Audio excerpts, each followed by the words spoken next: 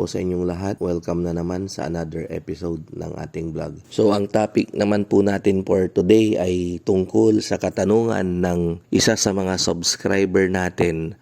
Ito po yung kanyang tanong. Mang Mags, bakit po ba may double yolk ang itlog na naproproduce? Unang-una po, ang tinatawag pong double yolk ay ito po yung doble. Doble po yung pula ng itlog kapag binasag po natin. Kapag magpriprito po tayo ng itlog, magugulat na lang po tayo dahil pagbagsak po niya ay dalawa pala yung kanyang pula, yung kanyang yolk.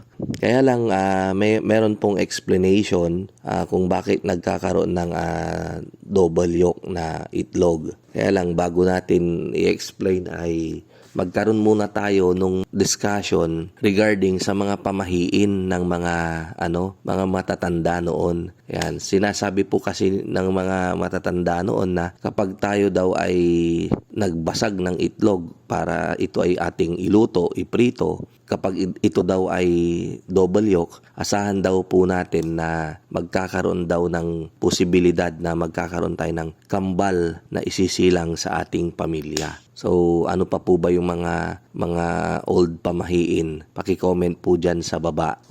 Kunin natin yung comment nila, yung mga regular natin dito, subscriber na nagko-comment, sila Sir Alan, Sir Kapogi Farmer, ayan, sila Sir Sen Enriquez, sila Ma'am Marlene Adriano. Marami rin po tayong silent viewer na hindi nagko-comment. Andyan lang sila, regular na nanonood. Ayan. Samantalahin ko rin palang i-shout out si Sir JR Season ng Concepcion, Tarlac. Si Sir JR, nagka-chat lang po kami sa Mang Mags na FB channel natin. And then wala nang masyadong tanong.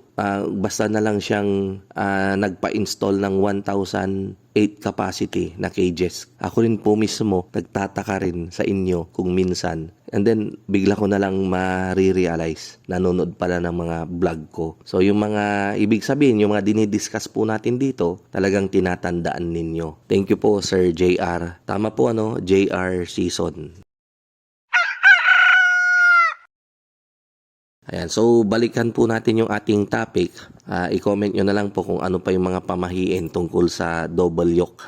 Ayan, pero scientifically, kaya po nagkakaroon ng double yolk na egg ay sa dalawang stage po ng edad ng ating mga manok. Masyadong kapag bata pa, kadalasan naglalabas na po ito ng double yolk na egg. Sinasabi po ng libro na for every 1,000 heads na manok, merong isa na magproproduce ng double yolk. Dalawang yolk, and then yung shell niya, agad-agad naman niyang nababalot. Pag binasag po natin, dalawang yolk. Ngayon naman, ang katanungan, posible naman daw ba na maging dalawang sisi or kambal? Well, yung ating itlog na pinoproduce, wala pong lalaki yan. So pag walang lalaki, wala pong similya. Kaya imposible po na pumisa siya. Kasi nga po, walang similya, hindi po na-fertilize yung eggs. Kaya lang, just in case na na-fertilize, may lalaki na kasama yung mga naggagandahang inahin natin. So mape-fertilize po, magkakaroon ng mating.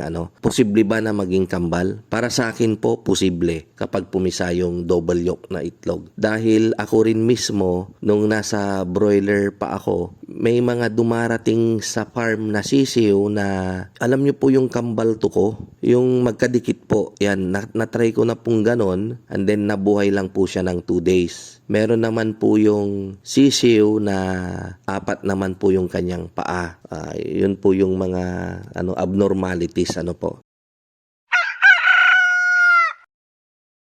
Ganon din naman po kapag tumatanda na yung ating manok. Masyado na pong lumalaki yung kanyang itlog. Nagkakaroon na rin ng abnormalities sa kanyang katawan. Kaya nagbibigay na rin siya ng double yolk na itlog. Which is kapag tinimbang po natin ay talagang malalaki. Yung jumbo po kasi natin 71 grams and above. Kaya lang yung ibang farm naglalagay sila ng super jumbo 76 grams and above. Ito na po yung talagang malalaki malalaki, parang itlog na siya ng pabo. Ganun po, talagang malalaki. Meron nga pong 90 grams, meron parang may nakita ko dito sa social media, 100 grams. Ayan. So sana nabigyan ko na naman kayo ng another idea regarding sa negosyo nating paitloging manok. Kita-kita po ulit tayo sa mga susunod nating vlog. Maraming salamat po. Mabuhay po tayong lahat and God bless.